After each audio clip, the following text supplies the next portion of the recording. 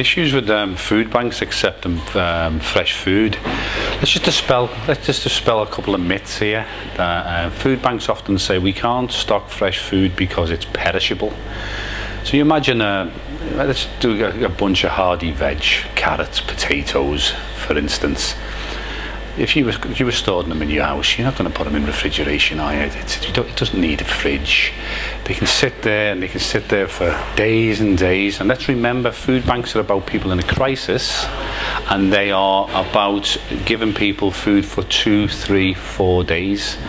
So hardy veg, for instance, will last those 2, 3, 4 days. And if food banks are as busy as that they say they are, then they're able to manage the flow of that food. So that's dispelling myth number 1. Myth number 2 is that you need refrigeration. I've just mentioned it, but you need refrigeration. So you do sometimes.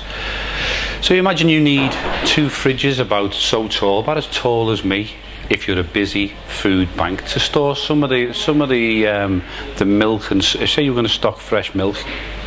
So you need 2 big fridges to make sure you've got enough to give out. You can get 2 big fridges for about £200 second hand. Now let me say this. If you can't raise £200, you shouldn't be setting up a food bank in the first place. So let's just focus on those 2 myths as a starter for 10.